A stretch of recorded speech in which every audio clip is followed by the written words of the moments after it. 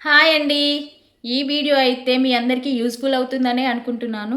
అదేంటి మీ బావ గురించి చెప్తే మాకెందుకు యూజ్ఫుల్ అని మీరు అనుకోవచ్చు. బట్ కాకపోతే నాలాంటి బావ మీ లైఫ్‌లో కూడా ఎవరో ఒకరు ఉండొచ్చు కదా!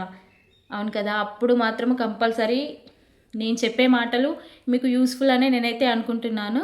మొదటిసారి మన ఛానల్‌ని మీరు చూస్తున్నట్టయితే సబ్స్క్రైబ్ చేసుకోండి. ఎందుకు అనంటే ద మోర్ అప్డేట్ కోసమైతే సబ్స్క్రైబ్ చేసుకోండి. బెల్ ఐకాన్ని గట్టిగా ప్రెస్ చేయండి. కత్తిపోటు కన్నా మనిషి మాటలతో పొడిచే పోటుకే పదునెక్కువ అని అంటారు కదా! అది ఇన్ని రోజులైతే నేను అబద్ధం అనుకున్నా. బట్ మా బావని చూసిన తర్వాత అయితే ఈ మాటకి అర్థం తెలిసింది నాకు. ఎందుకు అని అడగచ్చు తను ఏం చేశాడు అని. ఒకప్పుడు నాతో మాట్లాడడం అంటే వాడికి పిచ్చి. అసలు బావ అని పిలిస్తే చాలు ఇంకేమో అసలు నాకేం గుర్తుకు రావు.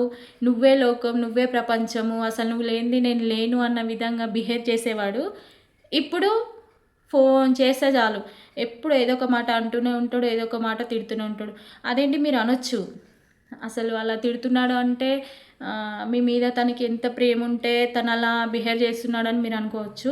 బట్ దానికి కూడా ఒక హద్దు అనేది ఉంటుంది. హద్దు దాటి మరీ బిహేవింగ్ చేస్తున్నాడు. నాది అని అనుకుంటే అసలు నాతోనే ఉండాలి, నాతోనే మాట్లాడాలి, నన్ను తప్ప వేరే ఏ ఆలోచన ఉండకూడదు అనుకుంటారు. అది ప్రేమ. అదే కాకుండా తనే ఫోన్ చేసి ఎక్కడికి వెళ్ళావు, ఎవరితో వెళ్ళావు, ఇప్పుడు వచ్చింది ఎవడు, ఓహో వాడి కోసమే ఈ డ్రెస్ వేసుకున్నావా, వాడి కోసమే మాట్లాడుతున్నావా, వాడి కోసమే ఇలా రెడీ అయ్యావా, ఈ డ్రెస్ ఎందుకు వేసుకున్నావు, నేను చెప్పలేదు కదా, ఆహా ఇప్పుడు పోయినావు, నువ్వు తప్పు చేసావు అని మాట్లాడితే దాన్ని ప్రేమ అని ఎందుకు అంటారు? మీరే చెప్పండి. ప్రేమ అనరు దాన్ని. అనుమానం పడతారు. బట్ ఎలా? నువ్వు ఎక్కడికి వెళ్ళావు ఇంతసేపు, నా ఫోన్ ఎందుకు అటెండ్ చేయలేదు, సరే ఏం బిజీగా ఉన్నావే నువ్వు, అసలు ఎక్కడికి వెళ్తున్నావు నాకేం అర్థమైతలేదు అని అనడంలో అదొక అర్థం ఉంది. బట్ నువ్వు ఇప్పుడు వెళ్ళావు, నువ్వు తప్పు చేసావు, నువ్వు రూమ్కి వెళ్ళావు, నువ్వు వాడితో బిర్యానీ తిన్నావు, వాడితో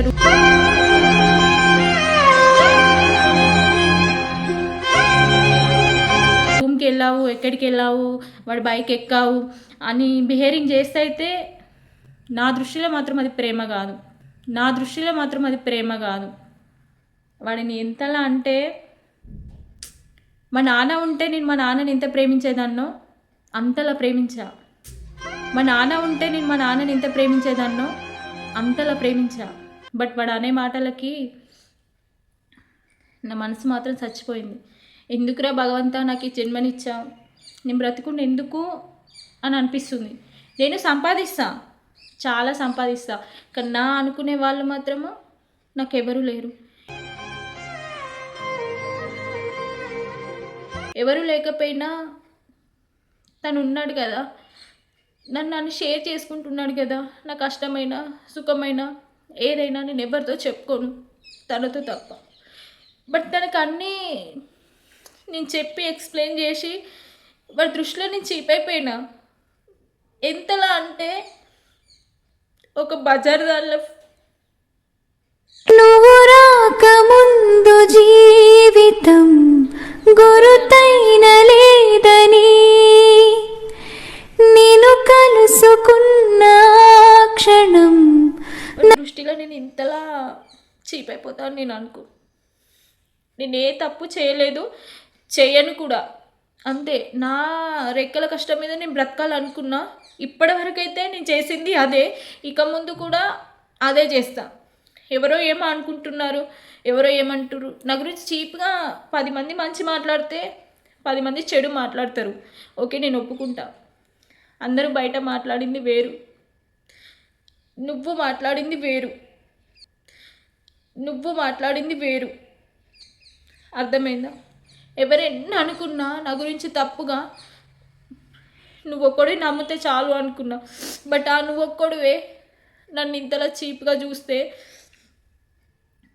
నాతోనైతే లేదు.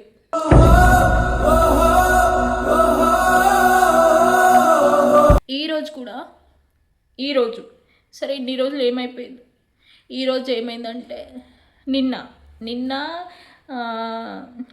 జస్ట్ వాటి నార్మల్గా నేను కింద పడ్డా. కింద పడి నా కడుపులో దెబ్బ తాకితే కడుపు నొస్తుంది బావా అని చెప్పేసిన. నీ అన్ని నాటకాలు, అన్నీ వట్టి మాటలు, నీ మాటలే అబద్ధం అని చెప్పేసి అన్నాడు. సర్లే నమ్మకపోతే నమ్మకపోని, దెబ్బ నాది నొప్పి నాది, నేనే అనుభవిస్తా కదా, నీతో చెప్పినా నువ్వేం చేయలేవు, జస్ట్ అయ్యో ఏమైందే అంటావేమో అంతే, ఆ మాట కూడా నువ్వు వాడలేవు. సరే పోనీలే అనుకున్నా. ఈరోజు మార్నింగ్ లేచినప్పటి నుంచి అసలు పడుకొనే ఉన్నా, నేను లేను కూడా లేలేను. తర్వాత మధ్యాహ్నం ఒక 3 అవుతుంది అనుకుంటా, అప్పుడు లేచేసి కొంచెం అన్నం తిన్నా. ఎవరు అడగరు కదా, తిన్నావా అని అడిగే వాళ్ళు కూడా ఎవరు లేరు. ఆకలి అయితే తినాలి అంతే, లేదు అంటే లేదు. ఒకప్పుడైతే తను మార్నింగ్ ఆగా నేను ఫస్ట్ తింటావా ఎందుకే ఉపవాసం ఉంటావు, ఇడ్లీ చేసుకో, ఇడ్లీ తిను, నీకు చేయడము చేత కాకపోతే బయటికి వెళ్ళి 2 ఇడ్లీలు తెచ్చుకొని తిను, బోండా అయినా తిను, ఏదో ఒకటైతే తినేసి కడుపు నింపుకోవే అని చెప్పేసి అనేవాడు. ఇప్పుడు అసలు తిన్నావా అని అడగడం కూడా అడగట్లేదు. సరే పోనీలే అనేసి సైలెంట్గా ఉన్నా. తర్వాత స్టిచ్చింగ్ చేసిన కాసేపు. చేసిన తర్వాత కాల్ చేసిండు, ఏం చేస్తున్నావు అంటే ఏం లేదు బావా పడుకున్నా, నాకు కడుపు నొస్తుంది అని చెప్పిన. అయినా కూడా అసలు ఏం చలనం లేకుండా మాట్లాడిండు. పోనీలే అనుకున్నా. మళ్ళీ అదే మాట, అసలు ఎక్కడ పోయినావు, నువ్వు ఏం చేసినావు, మళ్ళీ అదే మాట. సరే నువ్వు ఒర్రకు, నువ్వు పిచ్చి పిచ్చి మాట్లాడకు, అదేంటి నీ ఒక్కడితో మాట్లాడినంత మాత్రాన అందరితో అలానే మాట్లాడుతుంది అనుకోవడం నీ పొరపాటు, ఇంకెప్పుడు నన్ను తప్పుగా మాట్లాడకు, తప్పుగా చూడకు, నాకు కాల్ చేయకు, పెట్టేసేయి అని చెప్పేసి నేను అన్నా. అని కట్ చేసిన 10 నిమిషాలకి మళ్ళీ కాల్ చేసిండు. అసలు ఏమైంది, వాహో వాడు నీకు ఫోన్ చేసిండు, వాడు మాట్లాడిండు, వాడు నాతో మాట్లాడకని చెప్తే వాడి విషయంలో నువ్వు నాకు ఫోన్ చేయకుండా ఉంటావా అని చెప్పేసి మళ్ళీ తిట్టిండు. అసలు భరించలేకపోయినా. మీ అమ్మ సైకో అనుకొని వదిలేసిన, కట్ చేసిన. సరే నేను స్నానం చేస్తా మళ్ళీ చేస్తా అని చెప్పేసి కట్ చేసిన. తర్వాత ఫ్రెష్ అప్ అయిన తర్వాత నార్మల్గా తను వీడియో కాల్ చేస్తే టీషర్ట్లో ఉన్నా అన్నట్టు. సరే టీషర్ట్లో ఉన్న తర్వాత సార్ నేను తర్వాత చేస్తా బావ, కొంచెం వర్క్ ఉంది అని చెప్పేసి ఏం వర్క్ అన్నాడు. ఇంట్లో పని చేసుకోవాలంటే నువ్వు బాగానే పీక్ పెట్టినవు తీ పని, తర్వాత ఎద్దులే అనేసి అన్నాడు. అంటే చీప్గా మాట్లాడిను, నాకు చెప్పనీకి వస్తలే అట్లా మాట్లాడిను. సరే అని చెప్పేసి సరేలే బావా ఉంటా నేను, నాకు పని ఉంది అన్న. కట్ చేసిన తర్వాత మళ్ళీ కాల్ చేసిన తర్వాత ఇప్పుడు నేను ఏదైతే డ్రెస్ వేసుకున్నానో ఆ డ్రెస్లో వీడియో కాల్ చేసిండు. ఎందుకు డ్రెస్ వేసుకున్నావు, ఓహో మళ్ళీ వారు రమ్మన్నాడా, వెళ్తున్నావా నువ్వు, ఎక్కడికి వెళ్తున్నావు, ఎక్కడికి రమ్మన్నాడు అని చెప్పేసి అట్లా బిహేవింగ్ చేసి, ఇప్పుడు నువ్వు రెడీ అయింది కూడా వాడి కోసమే, ఈ డ్రెస్ వాడు వేసుకోమంటే వేసుకున్నావు, మళ్ళీ నువ్వు ఎక్కడ పోతున్నావు, ఏడికి రమ్మన్నాడు అని చెప్పేసి ఇదే మాట. తన బిహేవింగ్ చూస్తే అయితే చాలా బాధ అనిపిస్తుంది. ఎందుకు అసలు నేను తనతో ఎందుకు మాట్లాడాలి, తనతో మాటలు ఎందుకు పడాలి, నాకు ఏం చేసి పెడుతున్నావు అని ఇరిటేషన్ అంటే ఒక రకంగా వస్తుంది అంతే. నాకు నేనే సంపాదించుకుంటున్నా కదా, సరే ఎప్పుడూ అడుగుతున్నా కావచ్చు తనని అవసరానికి, బట్ నా అవసరానికి ఇచ్చినా కూడా మళ్ళీ తనకి రిటర్న్ ఇస్తున్నా కదా. అలాంటప్పుడు నేను ఎందుకు మాటలు పడాలి, అసలు నేనేం చేస్తున్నా, ఎందుకు ఇట్లా తయారవుతున్నా, అసలు నాకేం అర్థమైతే లేదు. మీరు కూడా మీ లైఫ్లో ఇలాంటి వాడు ఉంటే మాత్రము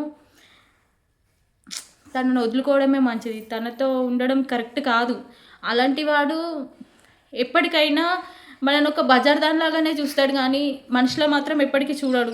మనం ఇష్టపడే వాడికన్నా మనల్ని ఇష్టపడి వచ్చిన వాడు నిజమైన ప్రేమికుడు.